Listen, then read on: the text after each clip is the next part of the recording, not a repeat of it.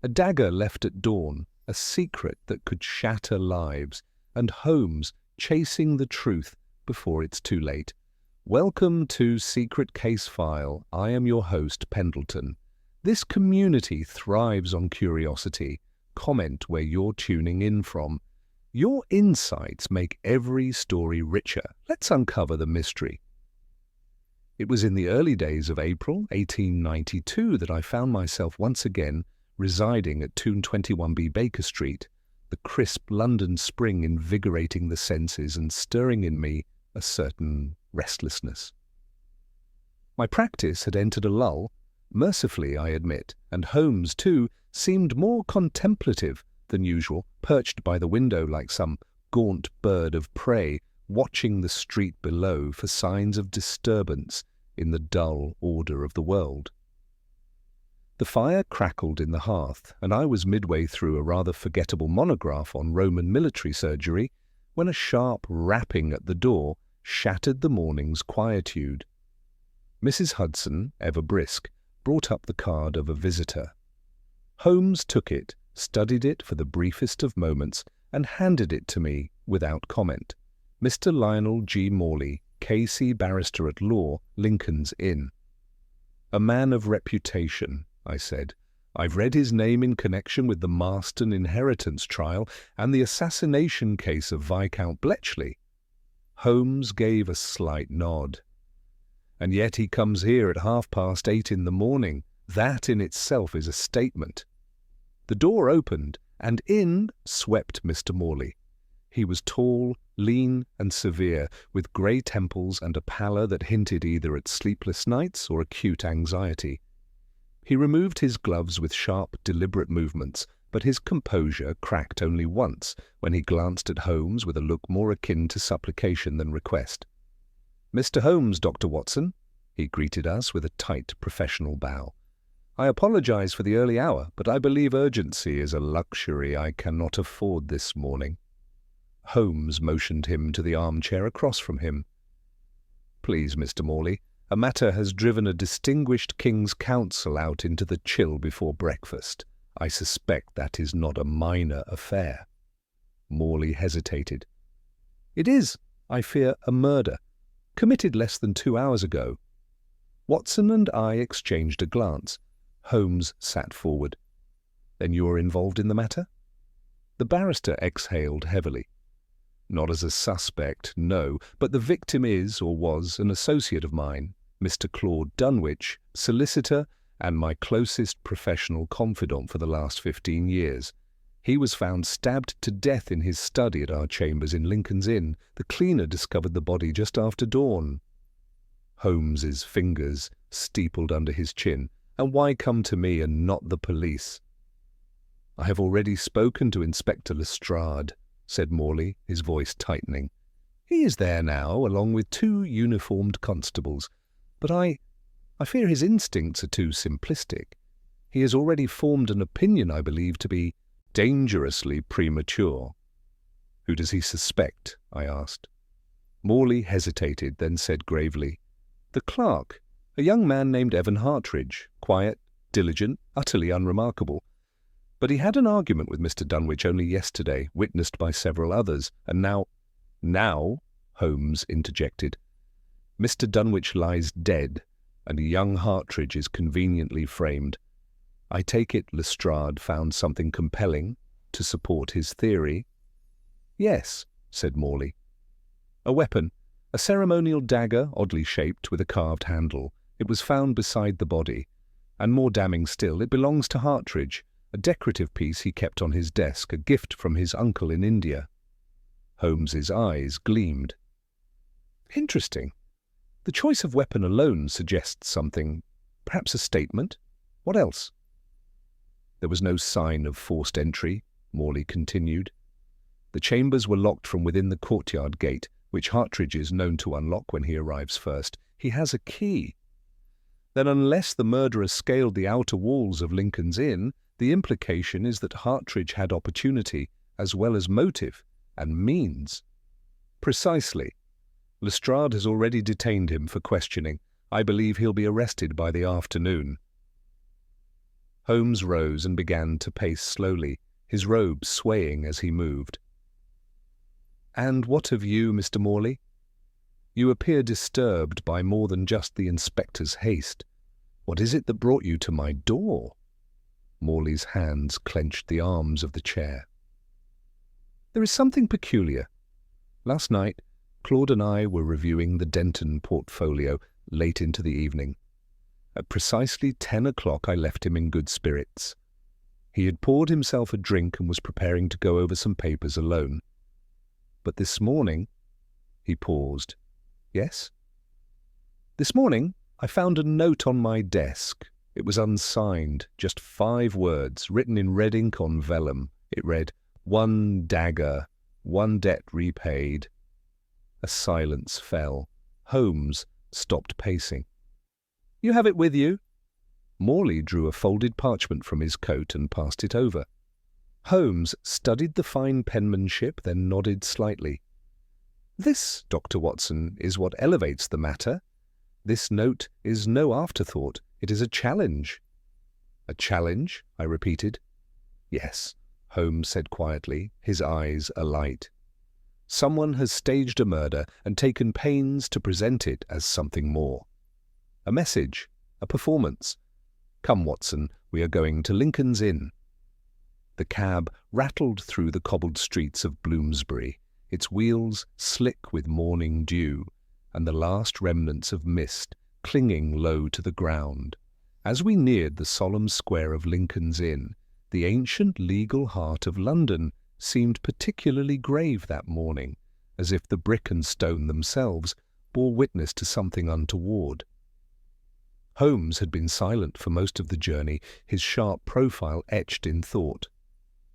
Only once, as we passed a newspaper, boy hawking headlines of the latest Balkan unrest, did he stir to comment. "War may be easier to unravel than murder," he murmured. "In war, motive is public. Murder is far more intimate." He said nothing more until we alighted and made our way on foot through the stone archway into Lincoln's Inn. The morning sun had climbed high enough to cast hard shadows between the buildings. I recognized the chambers Mr. Morley had described, a severe row of Georgian offices built of dark red brick and tall paned windows with black-painted sashes. Outside the second door stood a uniformed constable, his posture rigid and his face sour with the burden of guarding tragedy. Holmes showed his card. The constable, evidently instructed to expect him, admitted us with a nod and a stiff gesture toward the narrow staircase beyond. We ascended in silence, each creaking step an echo in the hush. At the top, we emerged into a modest corridor with 3 doors. The farthest was open, and through it we could see Inspector Lestrade, arms folded, looking down at something with studied gravity. Lestrade glanced up as we entered. "Morning, Mr. Holmes, Doctor?" He did not mask his irritation. "So Morley's called in reinforcements, has he?" Holmes answered easily, already surveying the room with the brisk intensity of a hawk in flight. "You know I cannot resist a scene of melodrama before breakfast, and this one appears to be artfully staged." The study was a modest but elegant space, walnut shelves heavy with legal volumes, a green baize writing desk and a wing-backed chair by the hearth. The air still held the faint scent of Turkish tobacco and a more acrid note beneath it. Iron, I thought. Blood. Claude Dunwich lay slumped beside the desk, half collapsed onto a faded oriental rug. His body was turned slightly to one side, one hand outstretched as if in supplication. In his chest, just below the sternum, protruded the handle of a ceremonial dagger. Its blade had pierced his waistcoat and shirt, staining both a deep, unnatural red. Lestrade gestured to the scene. No sign of a struggle, no valuables disturbed, no prints on the blade, not that we'd expect any on a handle like that. Clark's property, that's been confirmed. Holmes walked slowly around the body, taking care not to disturb anything.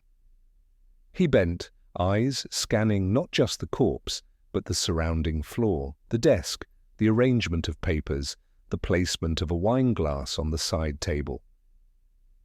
"Time of death?" he asked. "Shortly after midnight. The cleaner found him at 6:15 and called the porter, who sent word to us immediately.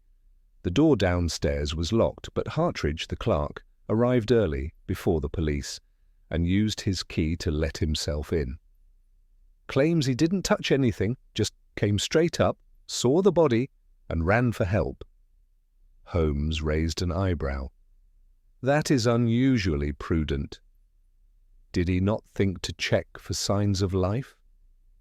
"He says he panicked. Frankly, I'm inclined to believe him. He looked white as a sheet, but the note Morley found is damning, and the weapon clinches it."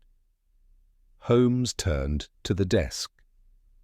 "Let us not rush to judgment, Inspector." He inspected the desk drawer, found it locked, and moved on. Then he picked up the wine glass, held it to the light, and sniffed. A faint twitch of his nostrils told me he'd found something odd. "Would you be so good, Watson, as to smell this?" I did. There was the unmistakable trace of laudanum, faint but present. "Drugged," I murmured, "but surely he's not foaming at the mouth, and there's no glass by the body." "Just so. This glass sat here, likely untouched by the deceased." Holmes replaced it and crouched beside the corpse again, peering closely at the dagger. "Note the angle of entry, Watson, downward and slightly to the left, suggesting the killer stood over him. But look at the hand." The right hand of the victim was clenched tightly, the fingernails biting into the palm.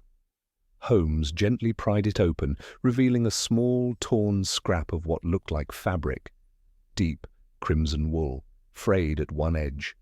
Lestrade leaned closer. "That wasn't catalogued."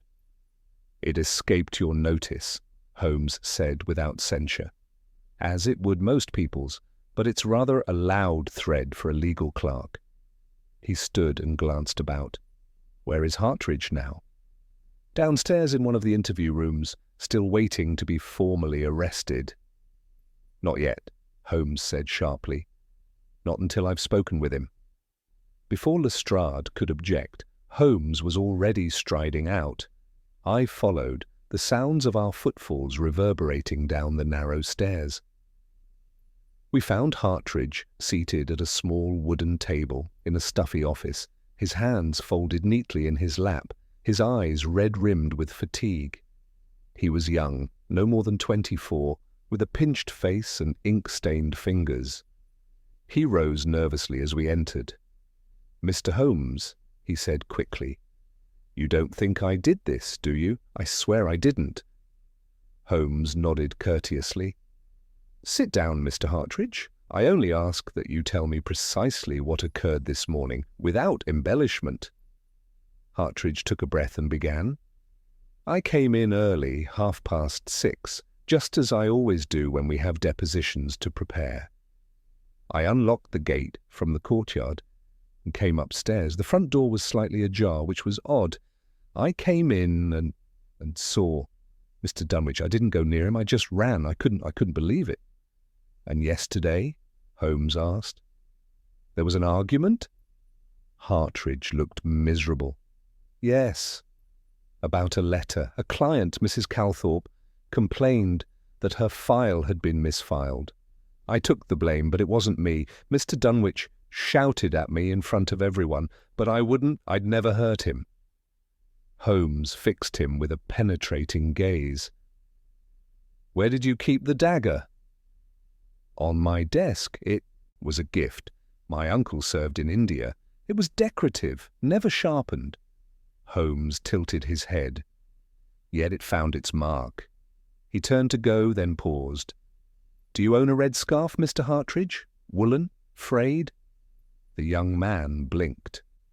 "No, sir. Never had one like that." Holmes left without another word, but I saw his lips move as he ascended the stairs again. "One dagger, one debt repaid." Then, aloud to himself, he said, "And yet the debt may not belong to the one we think." As we reached the top of the stair, he halted abruptly and turned to me. "Watson, the murderer wanted us to believe it was Hartridge, but they made a mistake. A single detail, small yet fatal. I must find the office cleaner." "The cleaner?" I repeated. "Yes," Holmes said quietly. "They saw the room before it was touched, before Hartridge. They may have seen what the murderer forgot to move or meant to plant." And with that, Holmes swept down the corridor, the case beginning to turn in the crucible of his mind, forging something yet unseen. We found the cleaner in the building's narrow staff corridor, seated on an overturned bucket with a mug of tea balanced precariously in one hand and a mop handle resting beside her like a scepter. She was a woman of indeterminate age, perhaps 60, perhaps worn down to appear so, with a lined face, sharp eyes, and the unmistakable air of someone who'd seen more of life than she cared to discuss. Her name, as Lestrade had earlier confirmed, was Mrs. Enid Wickers. Holmes approached her not as a detective interrogating a suspect, but as a gentleman soliciting the opinion of a wise, if overlooked, witness. "Mrs. Wickers," he said gently, "I'm told you were the first to discover Mr. Dunwich this morning." She gave a stiff nod and sipped her tea. "6:15, like always. I clean the upper chambers twice a week, Mondays and Thursdays. I comes in through the side gate, the key's been mine 15 years now, and goes straight up." "You had your own key to the stair gate?" I asked. "Course I do, same as the clerks. I lets myself in, always knock just in case someone stayed the night, which Mr. Dunwich sometimes did. Fond of late brandy and old books he was. But this morning the door was ajar, not wide, mind you, just a crack. That was the first thing I thought strange." Holmes crouched beside her, elbows on his knees. "You opened the door. What did you see?" She gave him a shrewd glance, warming somewhat under his tone. "Saw him lying there, on the rug. Still. Too still. I knew right off. No man sleeps with his hand like that. Went no farther. Just ran straight for the porter." "Did you touch anything?" "No, sir. Not a thing." "Did you see the dagger?" She gave a nod. "Right there in his chest. Looked like something out of a theatre play." "Did you notice anything else? Anything out of place, unusual, even small?" Mrs. Wickers hesitated. "Well, now that you mention it, there was something." Holmes tilted his head, saying nothing. "There was a pile of papers on the desk, neat they were, but there was a page lying on the floor by the edge, almost like it had fluttered down, not torn, just dropped. I was going to pick it up, but then I saw him lying there and I didn't touch a thing." Holmes stood, eyes alight. "Do you remember what was on the page?" "Legal gibberish, sir. All numbers and dates, nothing I could make sense of." Holmes turned sharply. "Come, Watson." We left Mrs. Wickers blinking after us and returned swiftly to the study. Lestrade looked up with a grunt. "Anything from her?" "Quite possibly," Holmes said, already scanning the floor. He knelt, his eyes sweeping beneath the desk and across the skirting board. At last he reached out with his long fingers and drew out a sheet of foolscap, creased as though it had been trodden on, but legible. It was a typed page, legal formatting, with 2 signatures at the bottom, Claude Dunwich and Lionel G. Morley.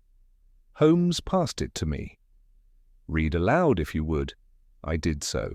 "Memorandum of Agreement, Addendum to Settlement of Claim in the matter of Halliday, Surthurst, Swinton and Morley, LLP, in light of correspondence received on 2nd March 1892, the parties agree that the sum of £3,000 previously withheld under Clause 14C shall be released in full to the claimant, Mrs. Annabel Halliday, and the matter deemed concluded. Signed, Claude Dunwich, Lionel G. Morley, K.C. dated 3rd April, 1892.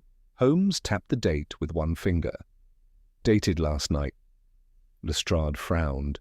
"So what? Just a settlement document. Not unusual." No, Holmes said quietly. But this one was not on the desk with the others. This one was found hidden beneath the chair leg, possibly kicked aside. That suggests someone did not want it found immediately. I frowned. What would Morley have to gain by suppressing it? Holmes gave a mirthless smile. A good question. The better question is, what did he stand to lose? He turned back to the body. Suppose Mr. Dunwich changed his mind, perhaps out of guilt or principle, and signed an agreement contrary to his partner's wishes. It could indicate a rift, possibly even blackmail. If Dunwich held leverage and someone knew it, Lestrade crossed his arms. You think Morley killed him? You've nothing but a paper and a guess. I think, Holmes said, that the dagger was not the first attempt to silence Mr. Dunwich. He went again to the wine-glass, lifting it by the stem. There was laudanum in this drink, but Dunwich never drank it. Why? Because someone tried to drug him before the murder and failed. It suggests the killer planned ahead.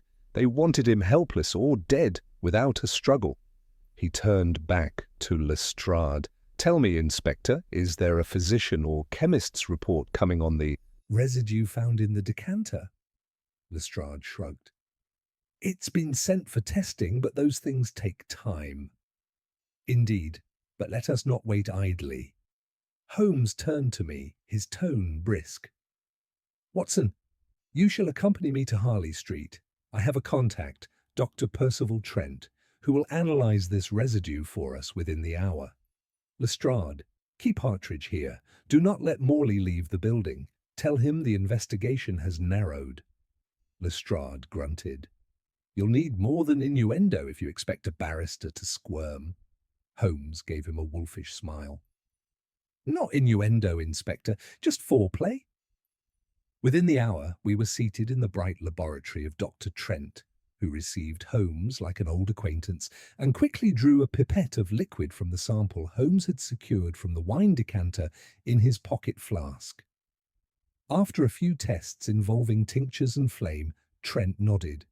Chloral hydrate, tasteless in alcohol but potent, enough in this quantity to render a man unconscious within minutes. Combined with laudanum? Holmes asked. Could be fatal or just enough to paralyze depending on the dose. Holmes thanked him, left a sovereign on the table, and we were back in the cab. He was almost humming with energy. So the murderer attempted poison first, I said. When that failed, what? They improvised the dagger? No, the dagger was always part of the plan, but the poison was meant to assure silence. Dunwich may have refused the drink or simply left it untouched. That complicated matters. We arrived at Lincoln's Inn to find a small crowd gathering in the corridor outside the chamber doors, solicitors whispering, clerks darting glances toward the constables. Lestrade stepped forward the moment he saw us. Morley's gone. Gone? Left half an hour ago, said he had a hearing.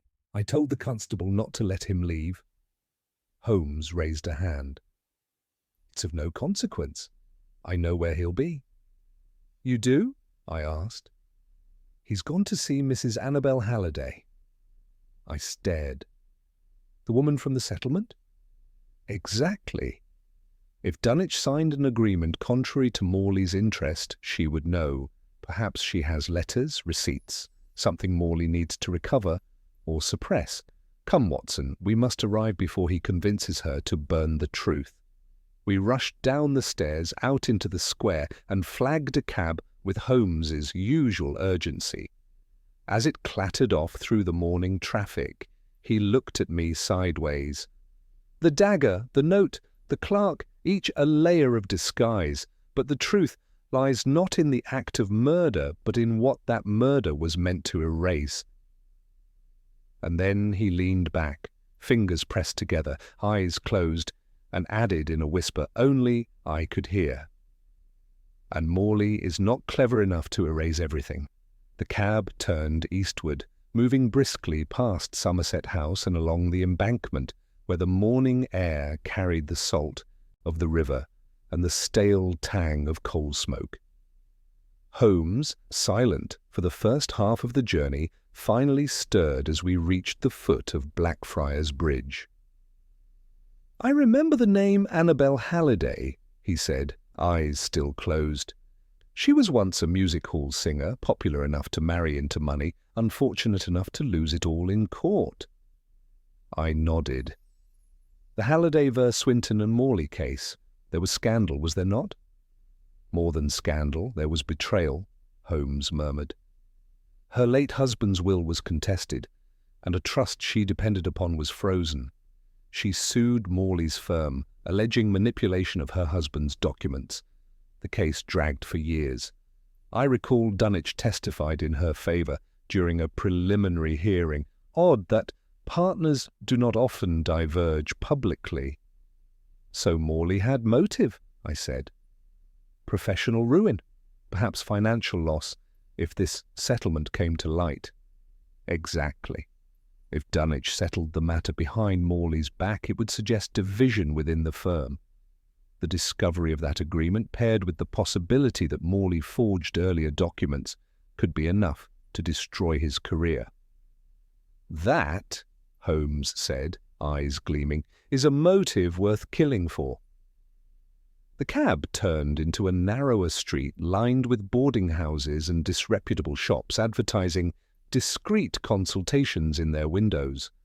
Holmes alighted swiftly and led us up the steps of number 11 Bartholomew Close, a weathered townhouse with lace curtains and a brass knocker polished more by rain than by care. He knocked firmly. Moments later, the door opened to reveal a woman of about 40, with auburn hair pinned neatly beneath a mourning cap. Her face, though worn, held a certain tragic dignity. "Yes?" she asked cautiously. "Mrs. Annabel Halliday?" Holmes inquired with a courteous dip of the head. "I am Sherlock Holmes. This is Dr. Watson. We are here in regard to Claude Dunwich." The colour drained from her face. She stepped back automatically. He's dead, isn't he?" Holmes inclined his head slightly. "I regret to confirm it. May we come in?" She nodded mutely, leading us into a modest drawing-room that smelled faintly of lavender and mothballs. The fireplace was cold. A tea tray sat untouched. "I heard nothing until a client mentioned it this morning," she said, sitting stiffly. "I thought perhaps he was merely ill. Claude and I were corresponding again. I didn't know." "Murder?" Holmes did not flinch. "Yes, and I believe you may be in danger as well." Her hands gripped the arms of the chair. "Danger?" "We believe Mr. Dunwich's death is linked to a document you signed, or were promised, regarding your legal settlement." Mrs. Halliday's eyes widened. "The agreement?" "He sent it to me last night. A full reversal. He said he was ready to expose what had been done, what Lionel Morley did to that trust." Holmes nodded. "Did Mr. Dunwich mention that others might object to his decision?" She hesitated. "He said he feared for his position, perhaps his reputation. But he told me he'd kept copies, that if something happened to him, others would know." "Do you have those copies?" Holmes asked. She shook her head. "No, he said he'd bring them to me this morning." "Then Morley is likely come to collect them," Holmes said grimly, "or to ensure they are never found." A knock at the door startled us all. Holmes rose swiftly, moving to one side of the room, and motioned for silence.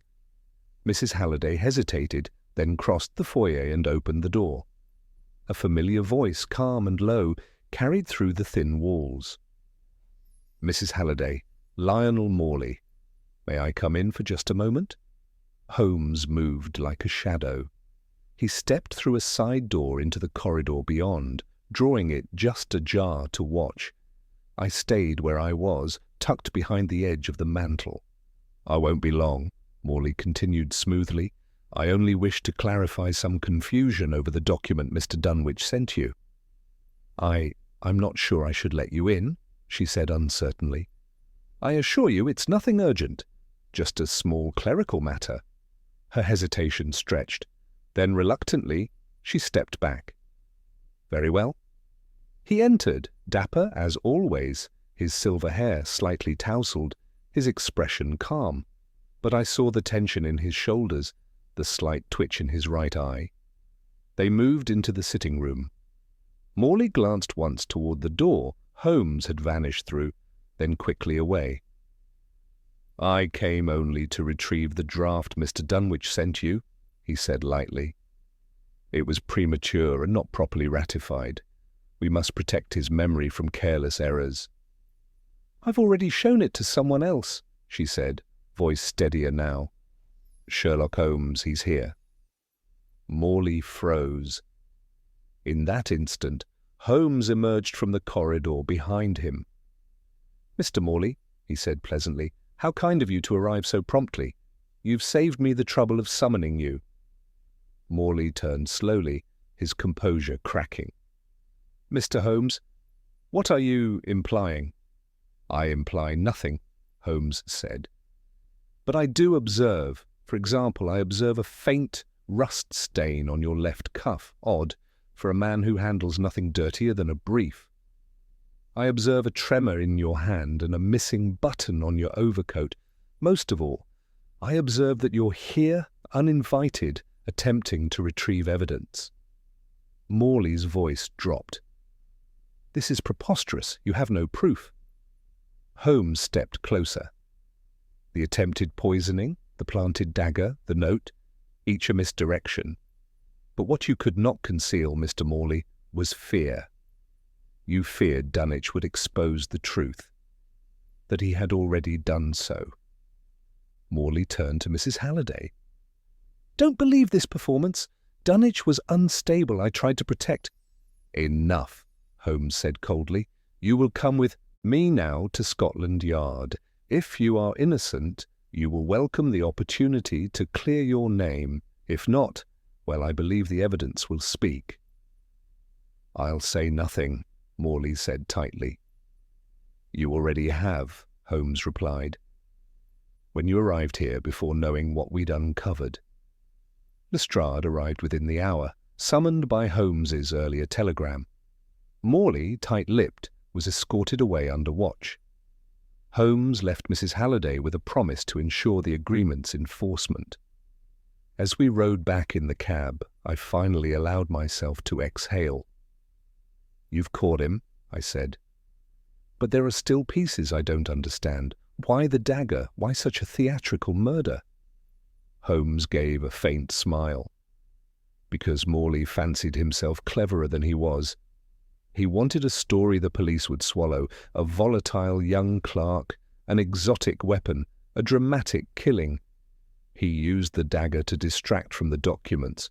But murder cannot conceal paper trails, Watson, and ambition always leaves footprints." "And the note?" "Likely written in haste, intended to add mystery, but it reeked of artifice.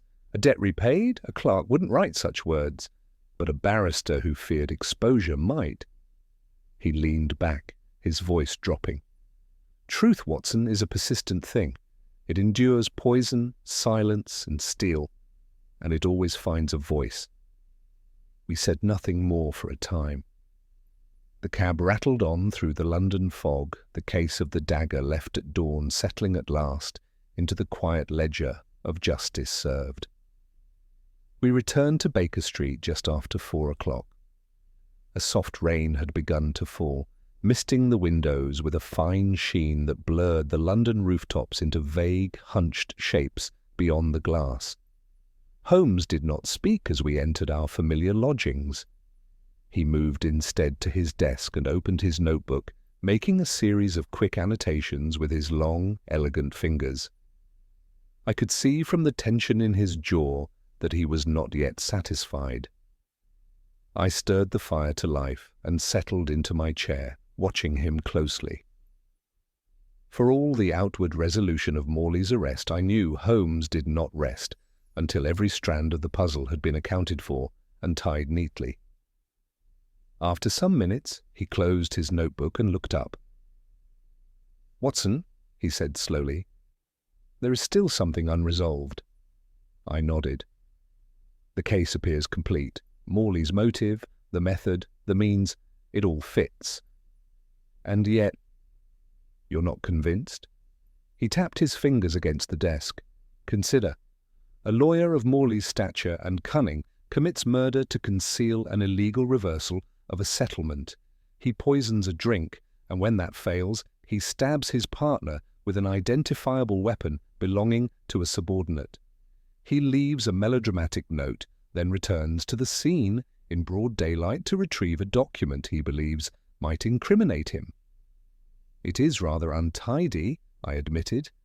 Certainly not the careful orchestration one would expect. Exactly, too untidy. Morley may be ambitious and he may be vain, but he is not clumsy. There is something too deliberate about the chaos, too many things that feel designed to look like mistakes. I sat forward. Then you think Morley is not the murderer? No, Holmes said. I believe Morley is guilty, but not of the killing itself. I believe he orchestrated a scheme. I believe someone else drove the blade. He stood, suddenly moving to the fireplace. Think, Watson, what if Morley had intended to merely ruin Dunwich's reputation, not to kill him outright? Perhaps he planned to frighten him into silence, or render him unconscious, plant evidence, and then discredit him publicly. The poisoning, the forged documents, even the stolen dagger, all would achieve that end. But something went wrong, I said, the idea forming even as I spoke. Someone else arrived. Someone who had no interest in Dunwich living at all. Holmes nodded. Precisely. I stood.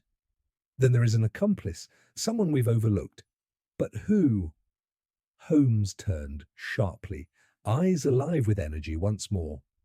Someone with access to the building, someone who could move freely, unnoticed, early in the morning or late at night. Someone overlooked, perhaps even invisible. I blinked. The cleaner.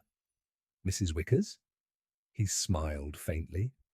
No, too blunt, but on the right track. Someone like her, unseen, present, but not questioned.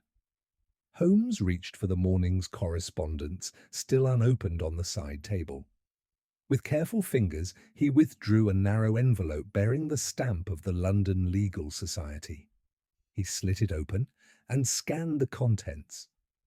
Watson, he said after a moment, fetch me the personnel list Lestrade provided, the one from the chambers of Dunwich and Morley. I found the sheet in his document folio and handed it over. Holmes studied it, eyes flicking rapidly across the lines. Here, Evan Hartridge, clerk, Wickers, cleaner, foreman, Mr. Alcott, and... he tapped the page. Miss Ruth Denner, temporary secretary, contracted 3 weeks ago. No permanent address listed, no forwarding employer. I frowned. I don't recall meeting her. Nor did Lestrade, nor, I suspect, did anyone question her deeply. Temporary secretaries come and go in barristers' offices. They type, file, and vanish. But they also see letters, overhear conversations, handle confidential documents. And in this case, he added, she had access to Hartridge's desk, including the dagger.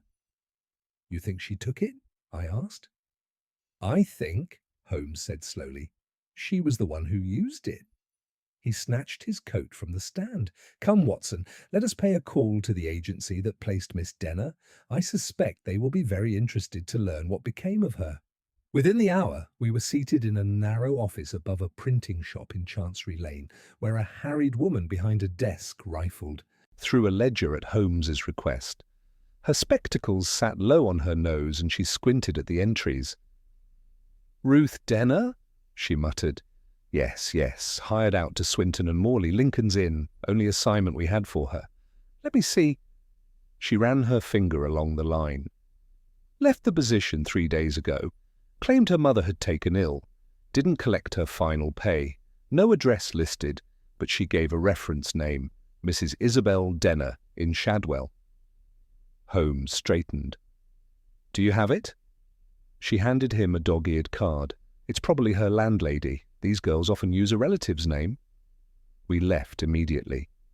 Shadwell, when we reached it, was grey and low and reeked of river damp and smoke. Children darted barefoot through puddles, and the alleyways were narrow and treacherous. We found the address, number 47, a leaning boarding house with a battered green door and broken window panes patched with oilcloth. Holmes knocked twice. No answer. He tried the door. It creaked open. Inside, the air was stale with disuse. The entry hall was dim, the floorboards dusty. We heard nothing but the faint creak of rafters. "She's fled," Holmes said, "but perhaps not far." He moved to the rear rooms, opening each door in turn. Most were empty or abandoned. At last, in a back chamber, we found a trunk, half-packed, and a small cot with a grey woolen scarf folded neatly at its foot. Holmes lifted it. Red wool, frayed edges, just like the thread found in Dunwich's hand. A faint sound behind us. Footsteps. We turned sharply. A figure stood in the doorway.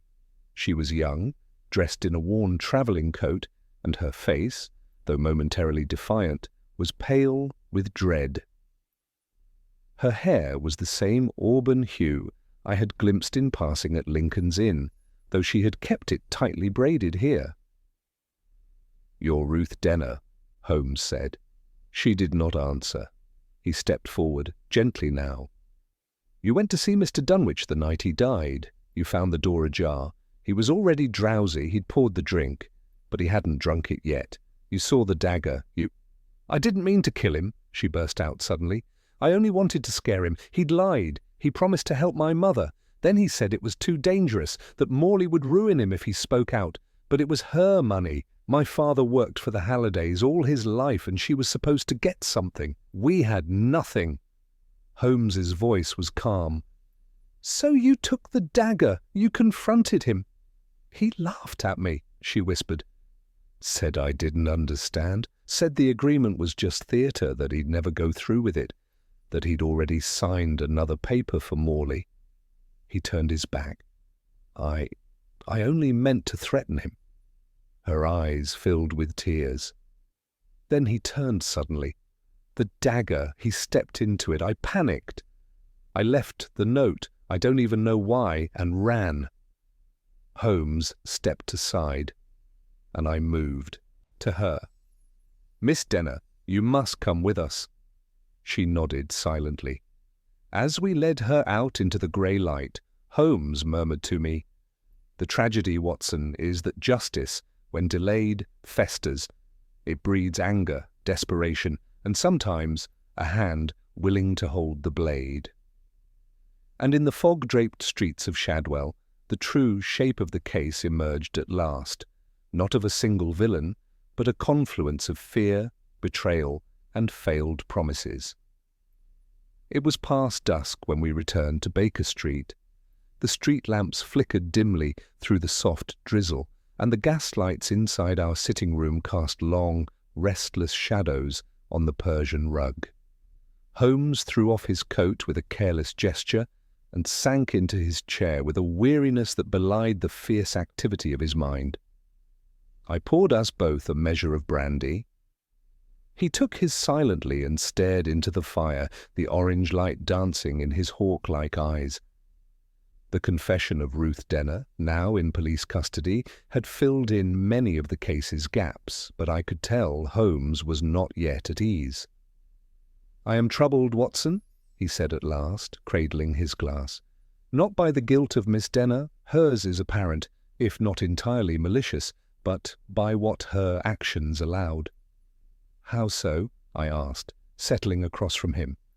"She believes Dunwich stepped into the blade, that she only meant to threaten, but the wound was deliberate, angled, purposeful. And the laudanum, the chloral hydrate, those were not in her power to procure or administer." I frowned. "You think someone else prepared the scene before she arrived?" "Or shortly after," he said. "The window between when Morley left Dunwich and Miss Denner arrived is narrow, but not impossible. We have accounted for much, but not all. And that, Watson, is what disturbs me." He reached for the notebook on the table, flipping to a page covered in neat, angular handwriting. "Let us reconstruct," he said. Morley, aware that Dunwich is preparing to finalize a settlement with Mrs. Halliday, prepares to sabotage him, perhaps through discreditation or drug-induced manipulation. He prepares a drugged drink. Dunwich, however, does not consume it. "Enter Ruth Denner," I said. Driven by desperation, she brings the dagger and confronts him. Indeed, but here is the critical point. When we examined Dunwich's body, he had gripped a thread of red wool. She claims he turned, startled, and the blade entered him. Yet his hand tells another story of a struggle, of a physical clash, which might imply someone else after Ruth fled. "Or before," Holmes said. "But that brings us to a delicate matter, opportunity. Who had access to Dunwich's study at that hour? Who could have moved freely without alarming the household or being seen?" We sat in silence for a moment, the wind moaning faintly against the panes. Then Holmes stood and walked to his bureau. From a locked drawer he withdrew the page we'd found near Dunwich's body, the settlement agreement between him and Mrs. Halliday. "Watson," Holmes said, "when this document was drafted, it bore two signatures, Dunwich and Morley, but Dunwich claimed he sent a copy to Mrs. Halliday directly. That would require a third signature, hers." "Yes," I said slowly. "But it was not on the copy we found." "Precisely, and that," Holmes said, "suggests the final version never left Dunwich's possession." He crossed to the bookshelf and retrieved a thin legal folio handed to us by Lestrade earlier that afternoon. It contained the remaining correspondence between Dunwich and Halliday.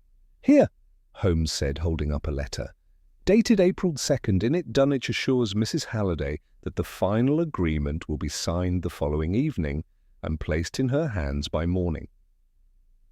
"But it never was," I said, "and Morley came looking for it." Ruth believed it had been sent, but Dunwich likely never delivered it. "Which means," Holmes murmured, "someone else found it first?" He paused. "There is one individual we've barely spoken to, someone who stood to gain a great deal from the destruction of the agreement, but who has remained entirely passive since the investigation began." I blinked. "You mean Hartridge?" Holmes gave a cold smile. "The humble clerk. Everyone has dismissed him, including us. Yet he alone had unmonitored access to both Dunwich and Morley's offices. He alone was present before the cleaner. And recall, it was he who discovered the body, but conveniently did not check for life or call for help immediately." "But we dismissed him," I said, "because the dagger belonged to him. Too obvious." "Which is precisely why it worked as misdirection," Holmes said. "A young man, disgraced by a public reprimand from Dunwich, implicated by a weapon that he claimed to keep on his desk, yet not a single credible witness recalls seeing the dagger in his possession in the days prior." "But how would he benefit?" I asked. "What motive could he possibly have to orchestrate such a scheme?" Holmes moved to the fire and gazed into it for a long moment. "Consider this. What if Hartridge discovered Morley's forged documents, perhaps intercepted a letter or saw something in the files, realized that Dunwich was planning to undo the damage and saw an opportunity for leverage?" "Blackmail?" I said. "Or a form of it," Holmes replied. "Perhaps he approached Morley privately, threatened exposure. In response, Morley planned to discredit Dunwich using the drugged drink and the clerk's dagger. But Hartridge went further. He watched, he waited, and when Ruth Denner fled, he entered and ensured Dunwich was dead. Exactly. He may have arrived to find Dunwich wounded. He finished the job, drove the blade deeper, arranged the scene more dramatically, and retrieved the signed agreement. He alone knew where to find it." I stood. "Then the agreement, the real final version, must still exist. But where?" Holmes turned to me. "There's only one place to look. The night was deep and wet when we returned to Lincoln's Inn. A single constable still stood at the chamber door. Holmes flashed a warrant Lestrade had hastily signed and led us into Hartridge's private office, a narrow room filled with orderly stacks of legal forms and neat trays of correspondence.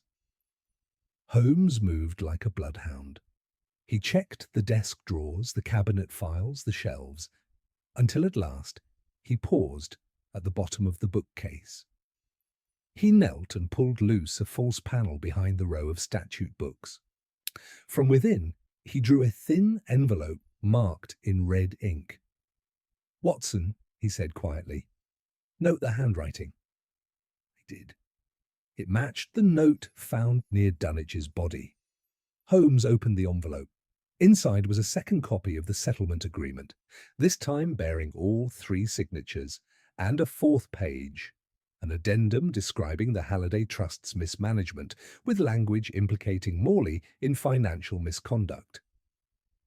"And here is Hartridge's safety net," Holmes said grimly. "Proof of crime, enough to destroy Morley, should Hartridge need to bargain for his own protection." Then he played both sides. "Yes, he let Morley take the fall while he kept the evidence hidden, waiting to see how the dust would settle." At that moment, footsteps echoed in the corridor outside. A shadow passed the glass, then the door creaked open. It was Hartridge. He froze when he saw us. His eyes darted to the bookcase, then the envelope in Holmes's hand. "It's over, Mr. Hartridge," Holmes said, rising. "There is no more bargaining to be had." The young man's face collapsed, not in anger, but in exhaustion. "He was going to ruin me," he muttered. "They both were. I was never going to move beyond Clark, not after they blamed me." "Then you should have chosen honesty," Holmes said coldly. "Instead, you chose concealment and murder by omission." Hartridge did not resist as we led him out to the constable. Outside, in the flickering gaslight, Holmes turned to me. "There are men who kill with blades, Watson, and then there are those who kill with silence. But justice," he said, slipping the envelope into his coat, "requires neither steel nor noise, only truth." And with that, we vanished into the London fog once more, the mystery of the dagger left at dawn at last laid bare. The following morning brought with it a subdued light, filtered through low-hanging clouds and a mist that clung to the city like a damp overcoat. Holmes, after a night of sparse sleep and silent contemplation, had resumed his customary seat by the window. The scent of freshly brewed coffee lingered in the room, mingling with the soft rustle of the newspapers that I was scanning for the first signs of public notice about the events at Lincoln's Inn. "The Times makes no mention," I observed aloud, "only a passing line about an unfortunate incident in legal circles, the particulars of which are being discreetly investigated." "Discreet?" Holmes echoed with a faint curl of the lip. "Lestrade is sitting on it, of course, until he's tied a neat ribbon on the matter. He dislikes being made to appear hasty." "He has your statement, surely," I said. "Hartridge has been arrested, Denner is in custody, and Morley—" "Morley," Holmes interrupted, "is still Morley, clever enough to survive this, if barely. He'll claim ignorance, deny involvement in the poisoning, blame everything on a deranged clerk and a desperate girl. The forged documents will be conveniently disavowed. His career may wither, but I doubt it will end in chains." "And Ruth Denner?" I asked, still troubled by her role. "She'll receive leniency," Holmes said. "The law may be rigid, but juries are not. Her motives were clouded by desperation, not greed. A court will see that." He stood abruptly, then turned to face me. "Come, Watson, I believe there is one final piece of this puzzle worth examining. One that will determine whether Morley merely danced on the edge of wrongdoing or dove headfirst into it." I set aside my paper. "Where are we going?"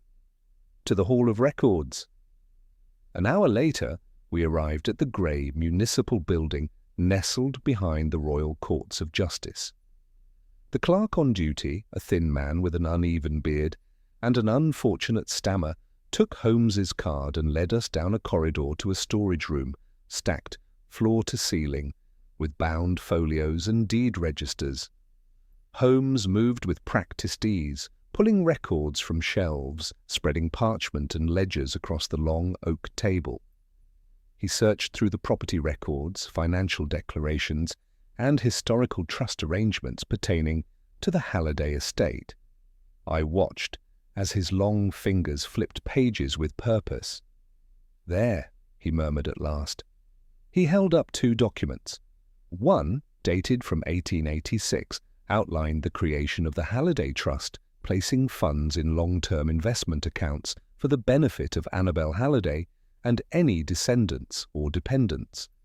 The second, filed 5 years later and signed by Morley but not Dunwich, formally reassigned oversight of the trust to a shell company in Devon, listing one Mr. J. Featherstone as sole trustee.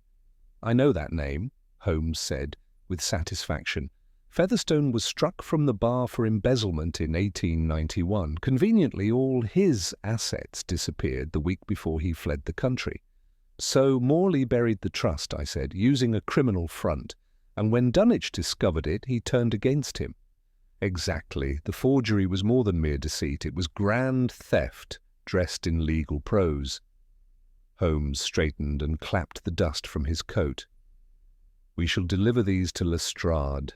With these, even, Morley will find his arguments threadbare." As we stepped out into the street, the city seemed to sigh beneath its cloak of grey.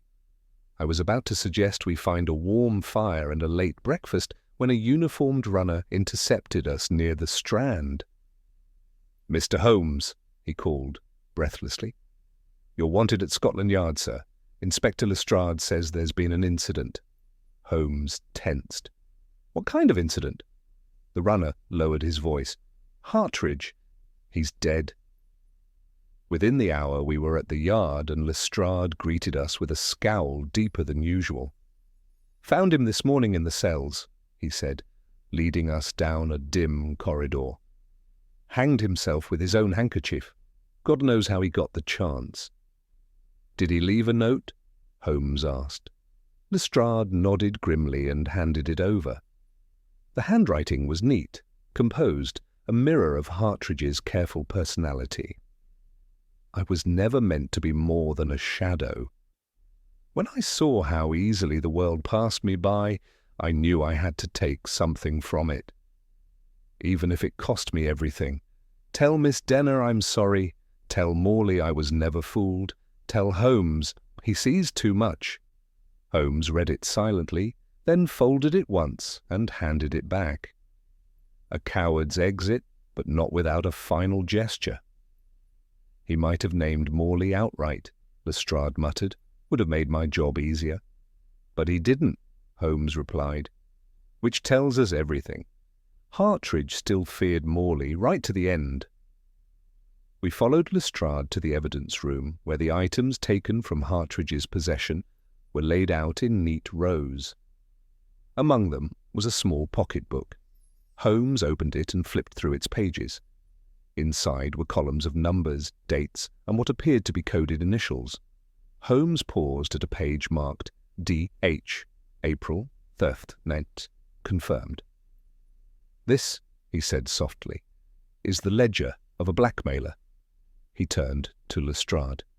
"This should be enough. Between the recovered agreement, the trust records, and this, Morley's time is up." Lestrade grunted. "He's already been recalled. We'll charge him with conspiracy and obstruction at the very least." Holmes gave a thin smile. "That will do, for now." As we left Scotland Yard, I could sense Holmes's mood was still unsettled. The resolution of the case had been hard won, but not clean. Too many threads had dangled too long. Too many lives had frayed. "Was it justice, Holmes?" I asked quietly, as we walked through the drizzle. "In the end?" He gave a rare sigh. It was what passes for justice in a world shaped by advantage. Ruth Denner will likely walk free, bearing scars unseen. Hartridge lies dead, having lived and died unnoticed. And Morley, well, even if imprisoned, men like him always leave the door ajar. But the truth was found, I said. Yes, Holmes agreed. And that, Watson, is the only victory that matters. That evening, back at Baker Street, I sat once more by the fire, watching Holmes take out his violin. He played, not the wild, erratic strains of a man chasing thought, but something slow and melancholic. A requiem for ambition, perhaps, for the clerk who wanted to be more, for the girl who struck in fear, for the quiet man who tried too late to undo a partner's crime. And in that mournful melody, I felt the case of the dagger left at dawn close around us like fog at twilight, fading, cold, and unforgettable. The following days passed in a haze of interviews, statements, and the slow turning wheels of official justice. Holmes, once again in his element, dictated a precise summary of the case to Lestrade, who dutifully included it, albeit grudgingly, in the final police report. Though Morley was formally charged with fraud, conspiracy to pervert the course of justice, and destruction of legal documents, Holmes had been right. The man retained enough influence, enough carefully forged alliances to avoid the ignominy of a criminal trial. By the end of the week he had resigned his position and vanished quietly into the country, where no doubt he would reinvent himself among those too polite or too blind to care. Hartridge's death, while officially ruled a suicide, prompted a subdued internal review at Scotland Yard, though little came of it. The truth of his manipulation, his part in the concealment of the final agreement, and his shadowy double-dealing with both Morley and Dunwich had become something of a whispered cautionary tale among the clerks and junior staff across Lincoln's Inn. His name was already fading, replaced by curiosity over who might inherit his desk and whether the chambers of Swinton and Morley would reopen at all. As for Ruth Denner, Holmes made a rare personal intervention. He wrote a letter to the prosecuting solicitor on her behalf, laying out the full context of her actions, her lack of premeditation, and her willingness to cooperate once in custody. With Mrs. Halliday also advocating on her behalf, Ruth's charges were ultimately reduced. She would spend a short sentence in remand and, with time, emerge from the shadows of the case with a clean record and a second chance. Holmes said nothing further about her, but I noted that he placed her name in the private ledger he kept of those he deemed worthy of redemption, a ledger I had only glimpsed once. It was a week to the day since the case had concluded when I found Holmes alone at Baker Street, pacing before the hearth with a copy of the Daily Telegraph folded under one arm. The headline referred to a minor banking scandal in Mayfair, but I could tell by his distracted expression that his thoughts were far from moneyed malfeasance. "You've been unusually quiet," I remarked, taking my chair and pouring a cup of tea. Holmes paused. "The world moves on quickly, Watson, faster than the law, faster than guilt, but not always faster than regret." He gestured toward the paper. "Morley has secured a position with an international law office in Brussels. Comfortable, discreet. His reputation bruised but not broken. No jail cell. No true reckoning." "Then you believe justice wasn't served after all?" "I believe," Holmes said, "that the law is only one avenue through which justice travels. Morley may have escaped its walls, but not its consequences. His name will never again carry weight in London's courts. He will haunt boardrooms, not preside over them." He took up his violin and plucked a string idly. "It is Hartridge who lingers?" "Yes," I said. His hand did not strike the fatal blow, but he played the board with quiet malice. Holmes nodded. He saw himself as a man without options, but in truth he simply lacked patience. Had he waited, had he trusted in the law, in Dunwich's change of heart, he might have lived to see himself rise legitimately. He feared becoming invisible, I said. So he chose to be noticed, even at the cost of becoming a villain. Holmes turned to face me fully, the violin forgotten in his hand. That is the most dangerous kind of man, Watson, the one who believes virtue has failed him. A knock at the door interrupted our reflection. Mrs. Hudson appeared moments later with a silver tray and a letter, her expression unreadable. "This came by courier," she said, "sealed and marked private." Holmes took the envelope and studied it. There was no return address, only his name in careful black ink. He broke the seal and withdrew a single sheet of cream paper. As he read, his brow furrowed slightly. "Well," he said softly, "it appears the final word belongs not to Hartridge, nor to Morley." He handed me the letter. "Mr. Holmes, I do not ask for forgiveness, but I offer truth, now that it can no longer serve my advantage. You were right. I watched the fall of men greater than me and thought myself clever enough to survive among them. I was not. The final agreement you found was a duplicate. The original, bearing certain annotations that would more explicitly damn Morley, was taken by him that same night. He visited after the poisoning attempt failed. He found Dunwich slumped but alive. I suspect he intended to destroy evidence, not kill. But when he saw the dagger already in Dunwich's chest, he did what ambition always does. He ensured it went deeper. Tell them what you will. The law has me no longer. But you were always chasing the right truth. E. Hartridge, I finished reading and set the letter down slowly. Then he knew, I said. To the very end. Holmes nodded. And Morley, it seems, was not merely accessory to deception, but complicit in death. We should send this to Lestrade. We shall, though without the original annotated agreement, it is unlikely to yield further prosecution. Still, the weight of this confession may shift how history records the affair. He picked up the letter again, folded it, and placed it carefully in the file marked "The Dagger Left at Dawn." The afternoon passed quietly. I wrote notes in my medical journal while Holmes examined a dried orchid bloom under his lens. Outside, the rain returned in a steady drizzle, muffling the sounds of the street. Toward evening, Holmes stood suddenly. "There is one visit yet to make," he said. "To whom?"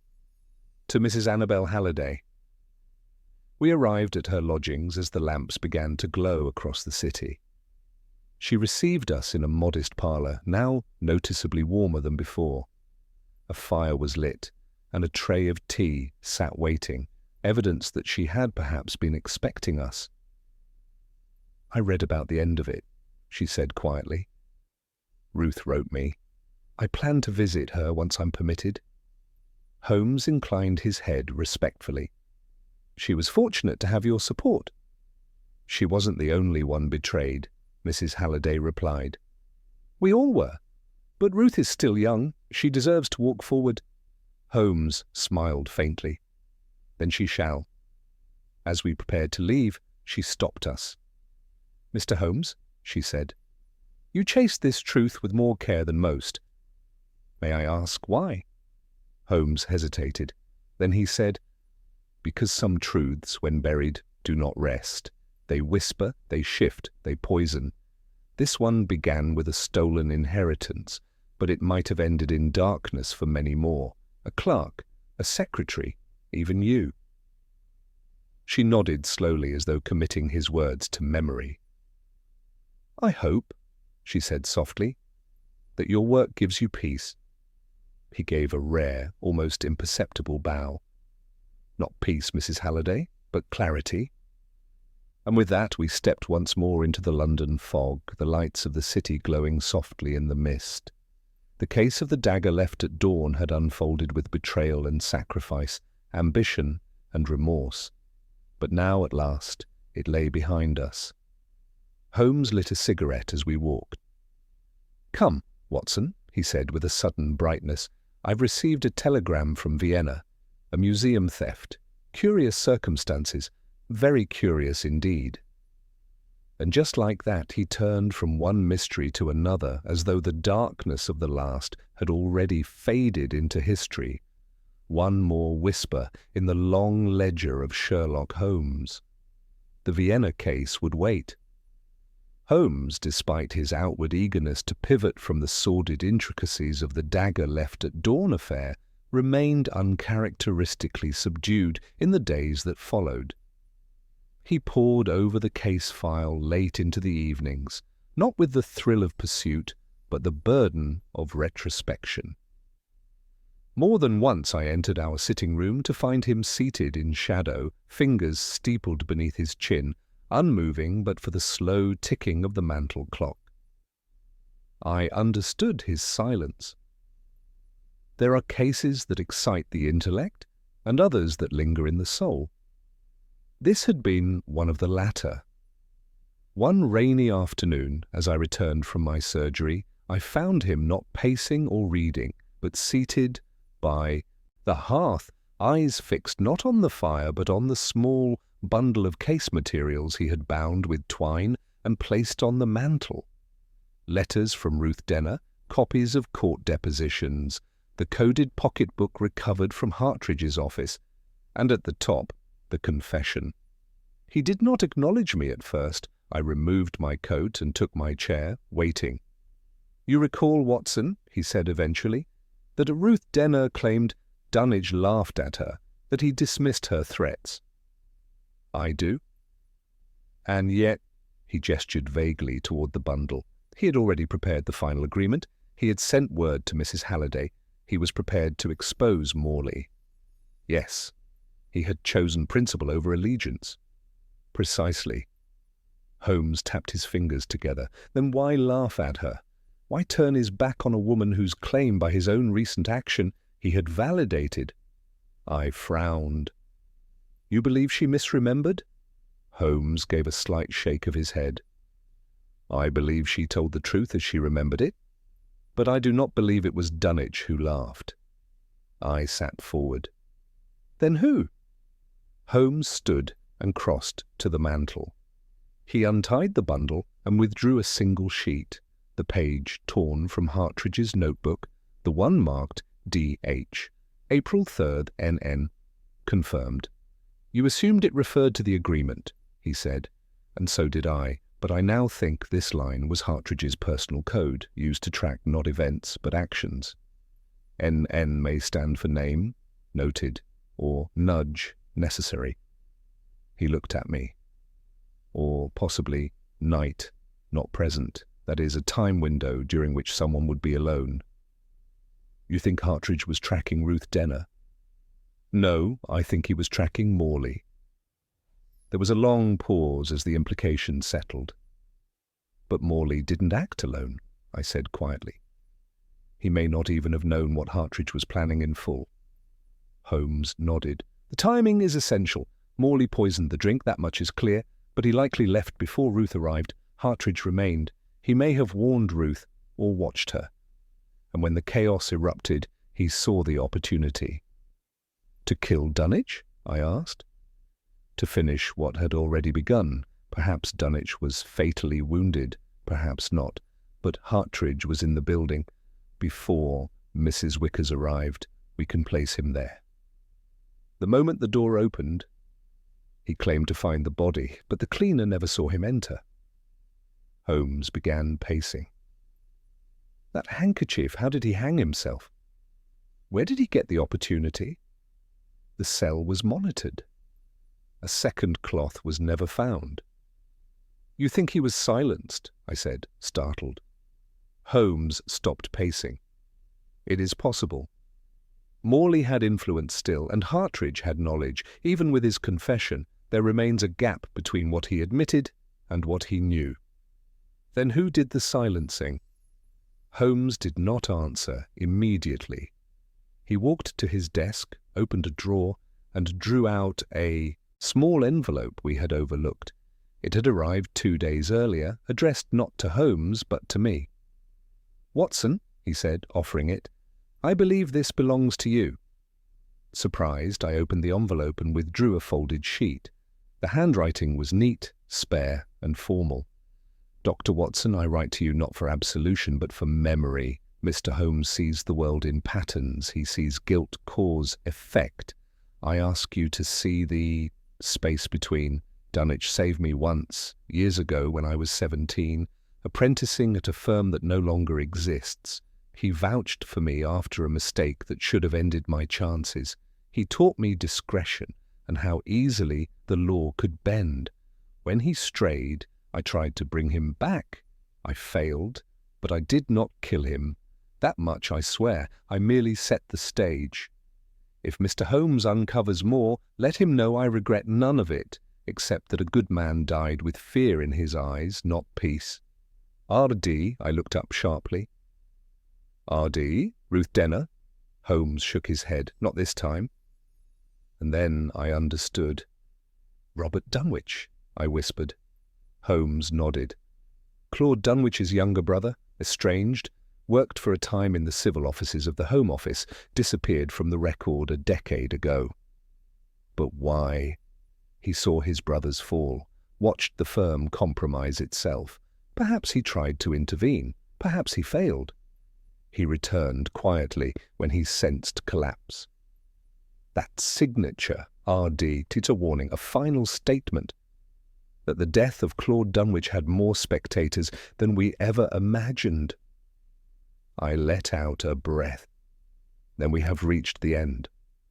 Holmes looked out the window. The fog was lifting, the sunlight watery but persistent. A new day was forming around the shape of the old. Yes, Watson, he said, the end. But his voice held no triumph, only reflection. We filed the final pages of the case into the archive, placing the Dagger Left at dawn beside its fellows in the locked cabinet. Holmes did so with care, as though sealing not just a case but a memory. Later that night, we sat once more in the lamplight, brandy in hand, a comfortable silence between us. You know, I said, it occurs to me this case began with a weapon, a dagger left like a signature, and yet in the end it wasn't the blade that mattered at all. Holmes nodded. Indeed, it was the silence, the secrecy, the truths buried not in the wound, but in the motives behind it. And that note, one dagger, one debt repaid? Holmes gave a faint smile.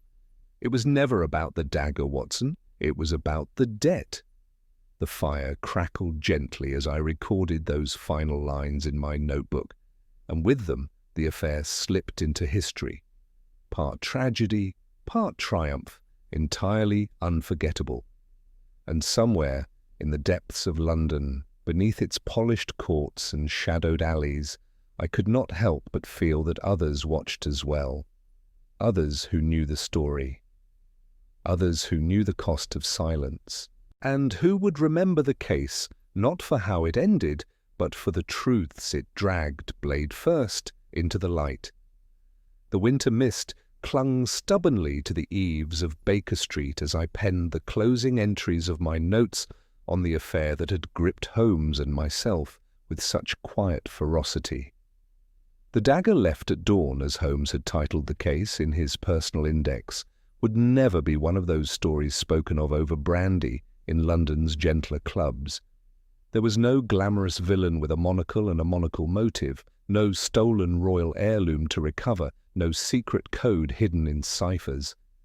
It was instead, Holmes said, a study in moral fatigue, an examination of how ambition, disappointment and fear could fracture ordinary people into accomplices to tragedy. I closed my notebook and glanced up. Holmes sat in the armchair opposite, half swallowed by the shadows of early evening, his fingertips pressed together under his chin in the familiar pose that signalled thought, though on this occasion it seemed less like calculation and more like reverie. Outside, London stirred with the muffled sounds of hansom cabs and the calls of newsboys hawking the day's papers. I listened to their voices, half expecting to hear some lingering whisper of our case, perhaps Morley's resignation, perhaps the settlement awarded to Mrs. Halliday, but nothing came. The world had moved on as Holmes had predicted it would, with only paper trails to mark the fall of the men and women we had pursued. "Holmes," I said at last, "I wonder, did we change anything?" He did not move immediately, but then his eyes flicked toward me, and his voice, low and even, answered, "We did not save Claude Dunwich. We did not prevent Hartridge's death, nor did we strip Morley of every veneer behind which he hides. If by change you mean to reset the board entirely, then no, Watson, we did not." He paused, gazing at the faint embers in the hearth. "But we altered the outcome for Ruth Denner. We secured a measure of truth for Annabel Halliday, and we ensured the machinery of justice turned, perhaps more slowly than we wished, but in the right direction." He stood, stretching his long limbs. "There are cases, my friend, where justice is swift and dazzling, like lightning striking the guilty from on high. And there are others." He looked toward the cabinet where the case file now rested, where it arrives like the slow dripping of water on the stone, but over time even stone yields. I found that a comfort. That evening brought an unexpected visitor. At precisely 7:45, Mrs. Hudson delivered a card to the sitting room. It read simply, "Miss Annabel Halliday Holmes," raised an eyebrow as he stood to receive her. I followed suit, surprised but not displeased. She entered quietly, dressed in a dark blue coat and modest hat, a veil drawn up. There was a firmness in her manner that hadn't been present during our earlier meetings, less sorrow, more resolve. "Mr. Holmes, Dr. Watson," she said, offering a nod. "I hope I'm not intruding." "Never, madam," Holmes replied, offering her a seat by the fire. "I've come to thank you," she said, once settled. "Not simply for revealing the truth, but for ensuring that I and Ruth weren't reduced to footnotes in a legal scandal." Holmes inclined his head gravely. "You carry yourself with dignity, Miss Halliday. That, I assure you, did far more to secure the outcome than anything I could write in a report." She smiled faintly. "You're generous, Mr. Holmes, but I know well how easily women's voices are disregarded in courtrooms filled with men who have already made up their minds." There was a silence. "I've also come," she added, "to ask your advice." Holmes looked intrigued. "How may I assist?" "I'm to receive a significant settlement from the reactivated trust. I plan to donate a portion of it to a fund for women in legal training. Ruth inspired that, oddly. She read every statute in the chambers when she thought no one was watching." Holmes's eyes gleamed. "An admirable idea. But," she said, her tone hardening, "I'd also like to expose Lionel Morley, fully, publicly, not through the courts, but through publication. I've written an account, just facts, no embellishment. I plan to have it printed anonymously." Holmes considered this. "You risk legal retaliation." "I've been silenced once," she said. "It won't happen again." Holmes regarded her a moment longer, then smiled, genuinely. "You have my blessing and my admiration." When she departed shortly after, Holmes stood at the window watching her figure vanish into the fog-dampened street. For a long time he said nothing. At last I broke the quiet. "Do you believe she'll go through with it?" "I believe," Holmes replied, "that some truths must be told, regardless of their cost." The next morning brought another surprise. Lestrade arrived, not to consult on a new matter, but to deliver news. "Thought you'd like to hear it from me, Holmes," he said, removing his gloves. "Morley's passport's been revoked, The Home Secretaries decided to intervene after reading certain annotated files from the Halliday Trust, anonymously submitted to several MPs. Holmes arched an eyebrow. "Ah," Lestrade chuckled. "Can't imagine who sent them. Not officially, mind you. But unofficially, well, the whisper campaign's already begun. He won't find much comfort in Brussels after all." Holmes offered him a cup of coffee. "Thank you, Inspector." Lestrade hesitated at the door. "You know, Holmes, this one. It was messy, it didn't tie up neat, but it mattered. I thought you should know that." And with that, he left, his boots echoing down the stairs. Holmes returned to his chair and picked up the Times, which bore no reference to any of these quiet victories. He read for a while in silence. Then, without looking up, he said, "There is a tendency, Watson, to believe that detection is the art of grand gestures and brilliant deductions, but it is also, perhaps more importantly, the accumulation of small insistences, the insistence on seeing clearly, on speaking truthfully, on refusing to look away. I wrote that down in my journal as the final entry on the case. A week later, I found it reprinted, anonymously and without attribution, in the preface of a thin, grey-paged pamphlet titled On the Quiet Collapse of Power, The Halliday Affair. It sold modestly, but it reached the right people. And so the affair of the dagger, left at dawn, ended not with thunder or acclaim, but with something far rarer in our line of work, a quiet sense of rightness, a balance, faint but perceptible, restored in the world. As Holmes and I moved on to other matters, murders in Margate, a forged inheritance in Surrey, and eventually that curious business of the diplomat's dog, we kept the file close. Not because we expected to reopen it, but because every so often a case serves as a compass, reminding us why we began this work in the first place. And late some nights, when Holmes played his violin in low, mournful tones, I imagined I heard not sorrow, but tribute to those who fell, to those who stood, and to the truth, which cuts deeper than any dagger left at dawn. The final threads of the affair of the dagger left at dawn settled not with an explosion of revelation, but with a patient, deliberate unspooling, like the final lines of a poem whose cadence had carried us from shock through sorrow to understanding. It was nearly a month after the case had closed when the last piece fell quietly into place. Holmes and I were in the middle of a quiet afternoon. He reading a monograph on botanical alkaloids, I reviewing my case notes in preparation for publication, when a thick envelope arrived, addressed in unfamiliar but deliberate handwriting. It bore no return address but carried the crest of the Honourable Society of Lincoln's Inn. Holmes opened it without a word. Inside was a letter and a second, older envelope sealed in wax. He read the letter in silence, then handed it to me. "Mr. Holmes, this letter may come as a surprise, or perhaps not. I believe, by now, you have deduced most of it. I was the last witness to Claude Dunwich's death. I had returned to the office late that night, having promised my brother to deliver one final document, his addendum to the agreement with Mrs. Halliday. He wished to place it in her hands personally, but he feared interference. He asked me to act as a fail-safe. When I arrived, he was slumped but still breathing. The dagger had not yet been driven deep.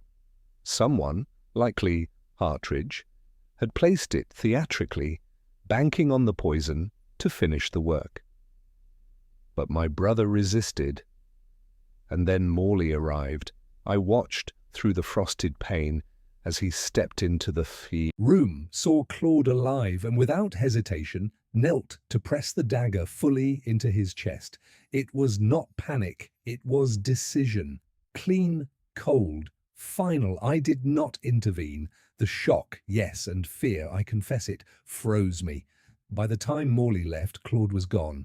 I took the signed addendum and left the rest undisturbed. I have carried that moment like a stone in my chest, but thanks to your efforts and the quiet courage of Miss Halliday, I believe justice, however imperfect, has had its say. Enclosed is the original agreement. It bears Claude's final annotations and corrections. Use it as you see fit. R.D. Holmes unfolded the second envelope. Inside was the document that had eluded every search, every shadowed cabinet and clever hiding place. Claude Dunwich's final testament, in ink, both bold and unshaken, placing full blame upon Lionel Morley, requesting restitution for Annabel Halliday, and declaring his intent to expose the fraudulent diversion of the trust. Holmes stared at the page for a long moment, then folded it gently and slipped it into a file marked Final Evidences, Closed Matters. He was there all along, I said quietly. Robert Dunwich? Holmes nodded. The ghost in the wings, a silent witness to the end of his brother's life and, in a sense, to the redemption of it. And now? We pass the document to the Solicitor General, Holmes said. Morley may still be beyond bars, but he's not beyond exposure. When this reaches the right hands, he will never practice law again, not even behind a foreign desk. His exile will become permanent, not protective. He added nothing more. There was no sense of triumph in his tone, only finality. That evening, as the fog rolled in over the rooftops of London and the fire warmed the room with its steady crackle, Holmes played a quiet piece on his violin, low, reflective, with none of the fevered energy that sometimes marked his playing. I sat nearby, writing the closing paragraph of my account, struck by how little spectacle the truth required once it stood fully revealed. In the end, the dagger left at dawn was not a mystery of genius or flamboyant villainy. It was a tragedy of miscalculation, ambition, and the failure to speak until it was too late. A young clerk who saw opportunity where there should have been integrity. A desperate woman who raised a blade because the world had denied her voice. A partner corrupted by fear. And a brother who, though too late to stop the death, found the strength to honor it with truth. As I penned the final lines, Holmes stood, stepped to the window, and looked out over the rain-darkened city. The world rarely notices when justice arrives without thunder, Watson, he said, but it comes all the same, often in silence, often by hand unseen. Then he turned away from the window and, with one last glance at the sealed file upon the table, said simply, "Come, the night is long, and there is always another case!" And thus we closed the ledger. Another truth uncovered, another silence broken, another dawn unbloodied